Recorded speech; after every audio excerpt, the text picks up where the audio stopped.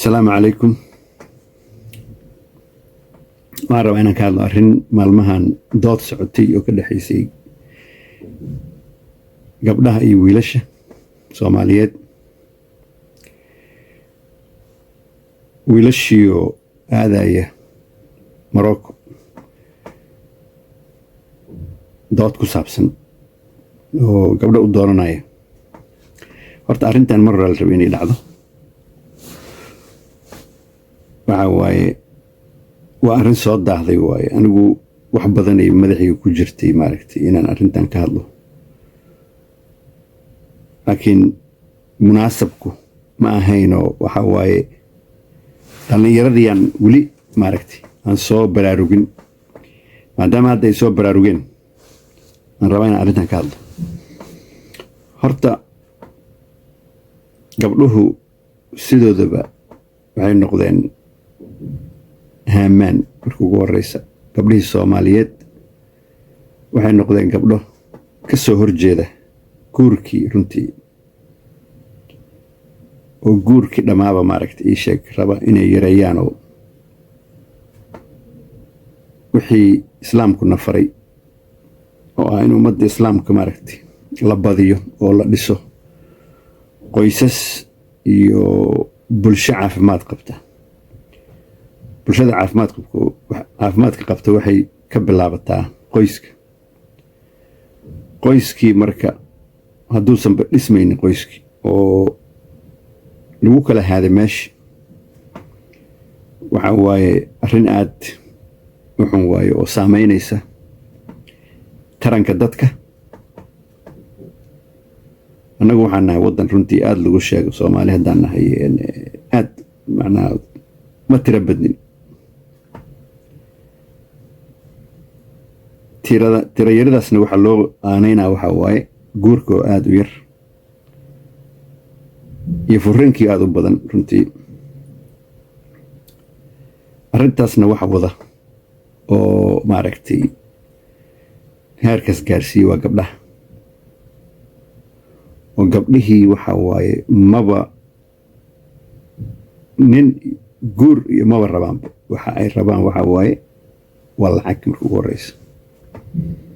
marka ugu horeysaba intaadan assalaamu calaykum markaan istiraadiin waxay kaaga bilaabaysaa meeqa isiinaysaa intaas ma siinaysaa nahay double kaadi broadsiada maba hawsha maba la gaari maba isnaqaano ani adige bal marka hore aan isbaranno marka ugu horeysa markaasay wax dhan imaanayaan haddaan la isbaranin dee wax meesha lagu hayaaba iska yar mugta laakiin ayagu waxay taagan ilaa waa inaad marka hore aniga maaragtay aad intaas isiisaa weliba waxaa la sheeganayaa qiime maarkino qiimahaasaa la sheeganaa marka raggii marka waxay noqdeen rag maaragtay u hoggaansama amaradaas iyo rag dumarkiiba ka sabray oo waxaa la yidhi dumarka ama u sabar ama ka sabar rag taas qaatayo ka sabrayba aa jira ragna waa u hoggaansameenoo waa faarax nimanka faarax la yidhaha faaraxiinta maaragtay faarax dhibka dhan waxa keenay horta gabdhaha kale inaan saarno maa laakiin dhibka waxa iyagana qayb ka ah waa faarax waxaa la yidhahda faarax waxaa waaye faarax waa waxaan u aqoon jirnaa annaga qofka reer baadiyaha ah faarax marka faarax wuxuu sameeyey jaagga uu soo qaato gadaalka saxiixa jaagga gadaalka saxiixa waxaa waaye hadal dambe maaragtay soo celin maayo wax maaragtay ii sheeg negotiation iyo ma jiro faarax waxa la wixii la yidhaaho yeelaa faarax marka waxaaba laga yaabaa marmarka qaar in faarax uu meeshaba wax ka waayaba intaasoo qarash geliyey ilaa marka ugu horeysaba waxaa waaye gabadhu ma rabto asaga waxay rabtaa ragga ma rabaan waxay rabaan lacagay rabaan lacagtaasaaba muhiim u ah ayaga soo ma fahmin marka waxaa waaye maba maaragtay ii sheeg ninkan maba loo dalnaya walba lacagtiisa loo dan lahaa faarax marka halkaas ugu dhamaatay faarax waxaa waaye haddii hataa faaraxaas la guursada xataa waxaa waaye maalmo ka bacdiisa bannaanka u taalla sababtoo waxaa waaye ma la is yaqaano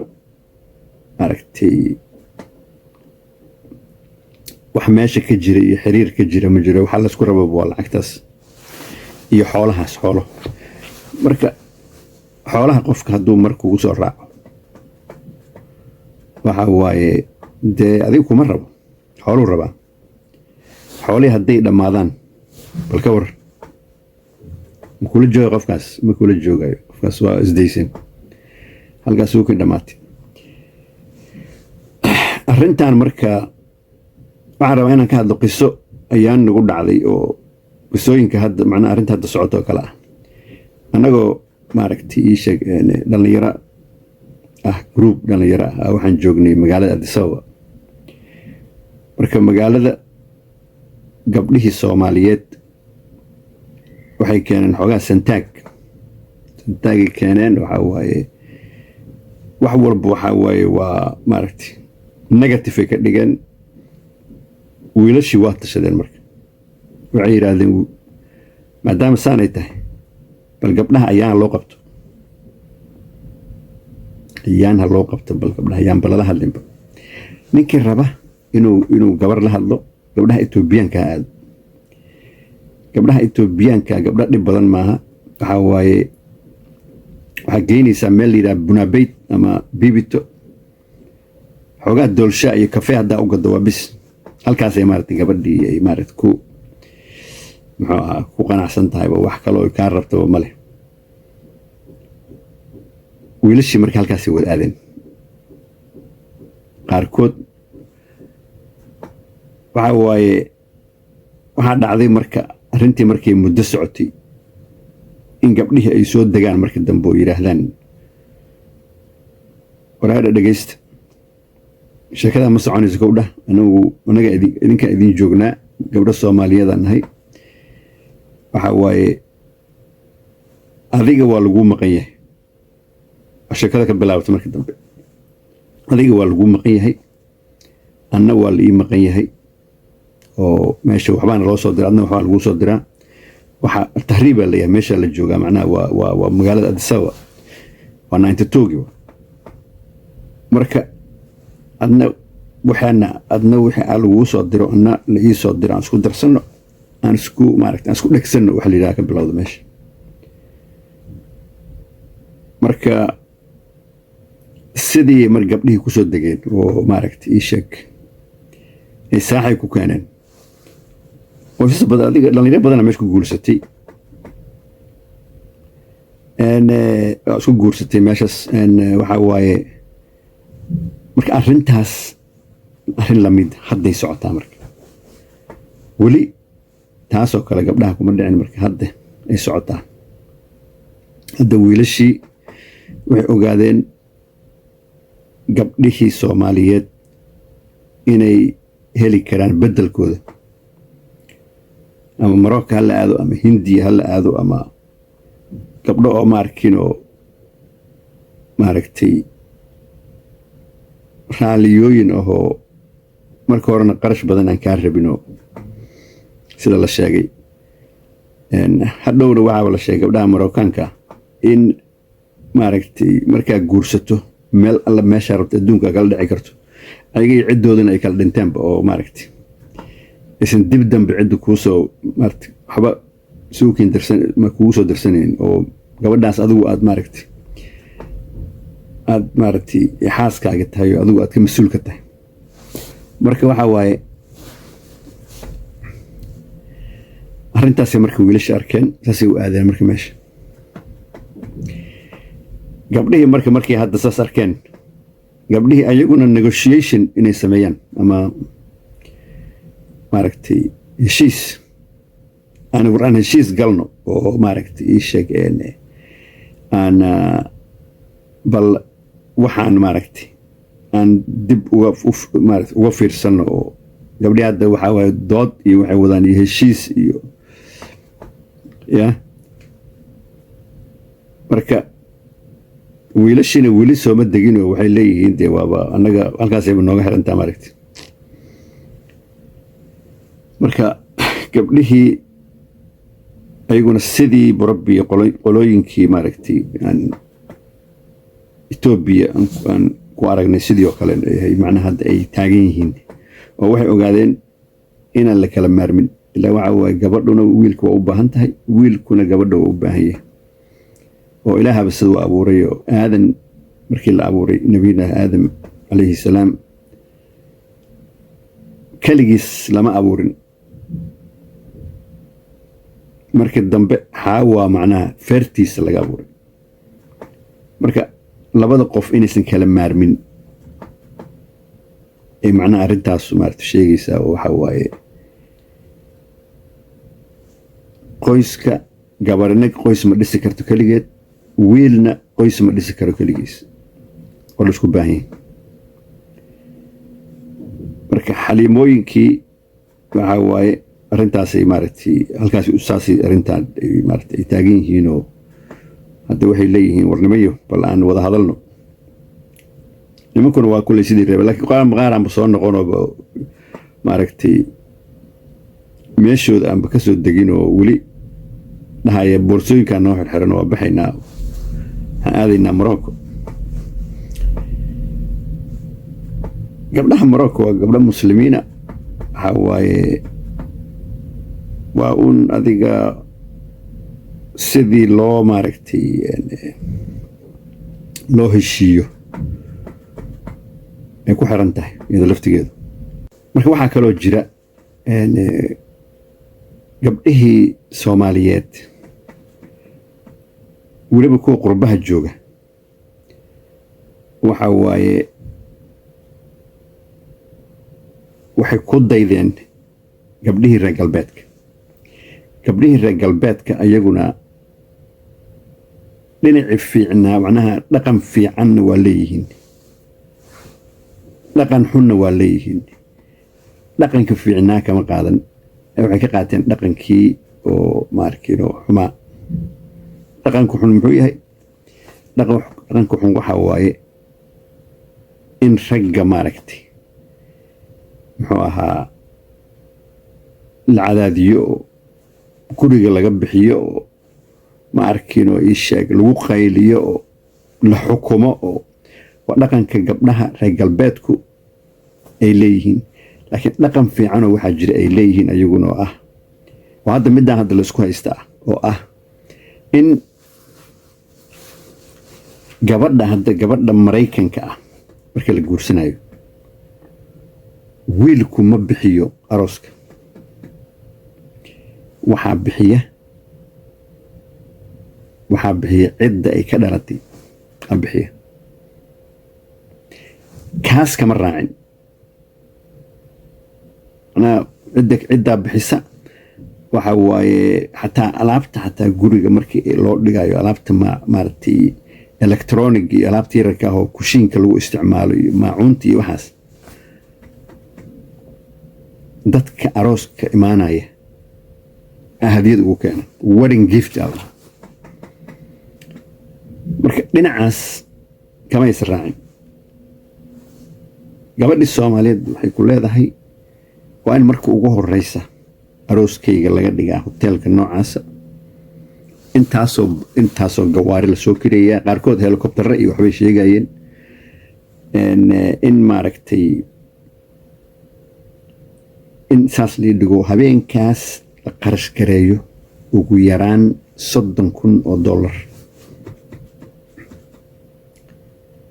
in la qarash gareeyo. markaas arooska waa insaas loo dhigaa, kadibna wax la haysto male. oo dadkan waa dad iska shaqaysto oo iska maaragtay nolol maalmeedkoodaas isaga waco xogaag yaroo la aruuriyey oo wiilku aruuriyey aal raba in habeenkaas dib la saaro.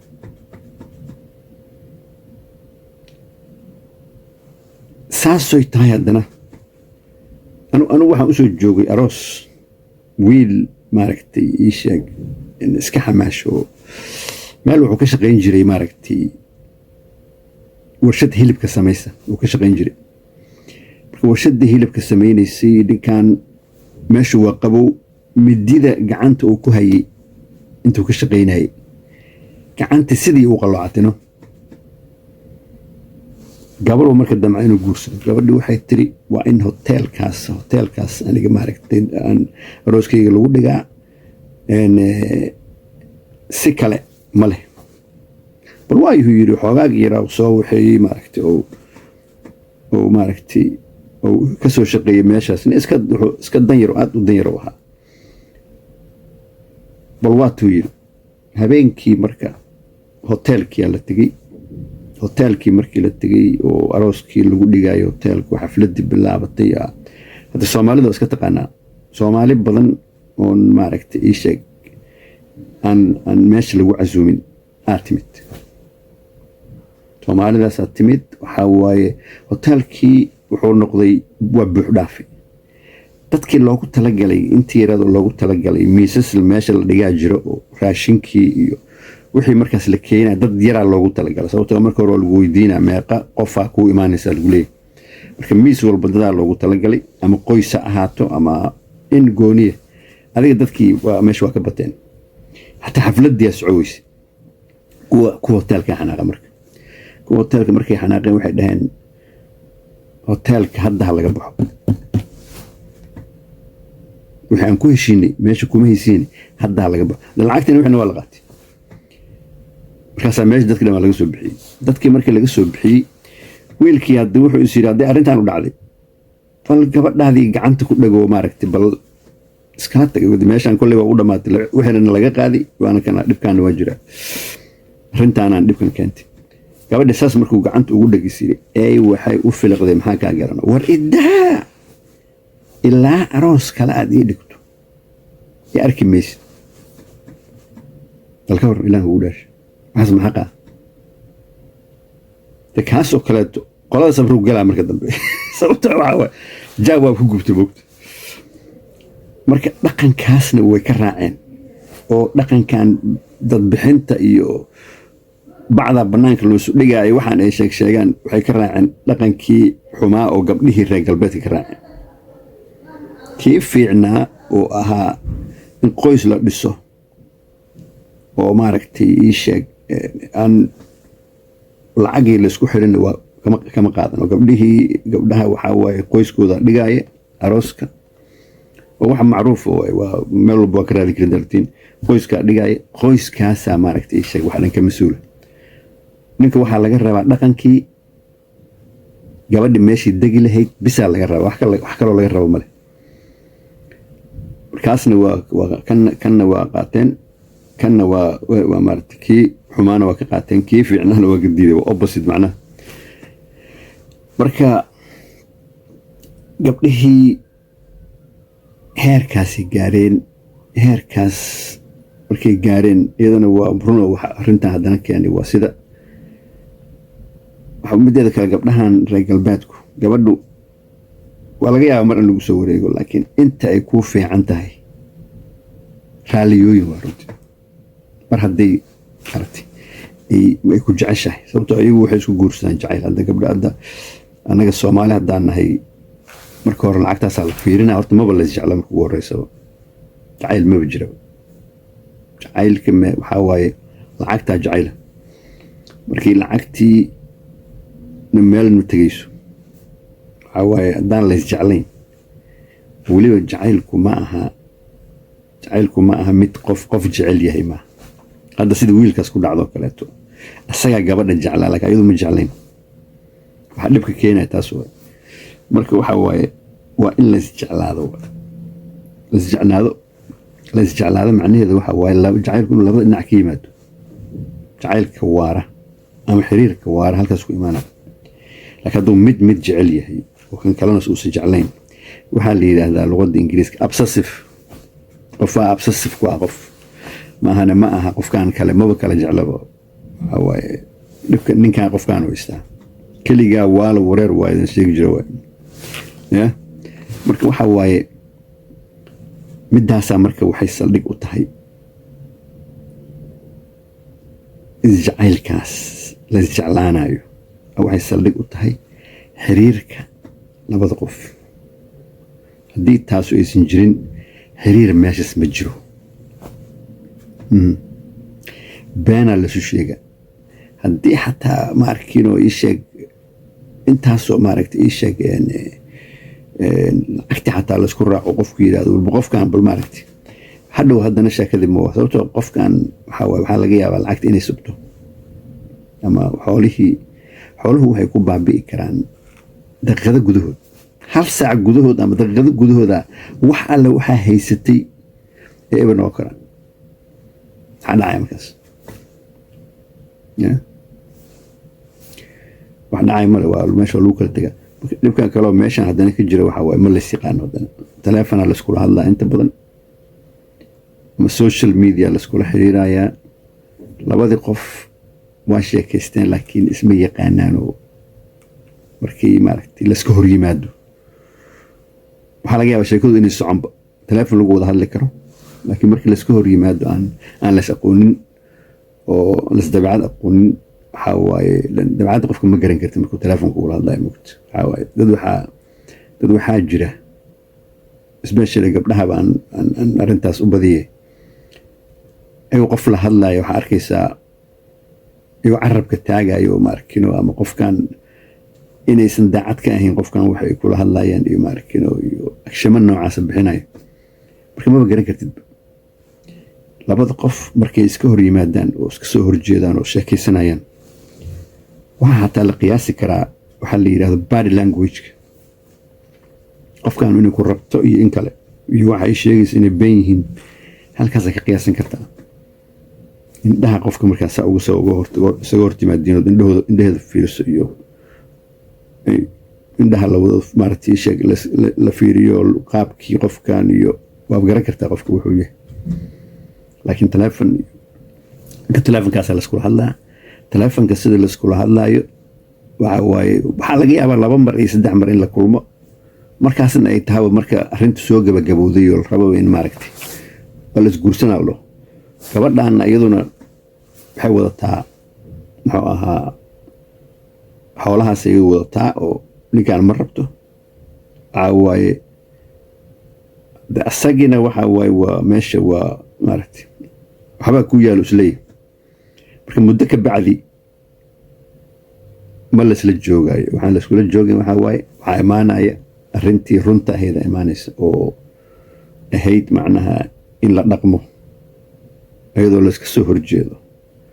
oo laysla dhaqmaayo oo qofka dabeecaddiisa iyo wixiisiyo dhan la arkaayo.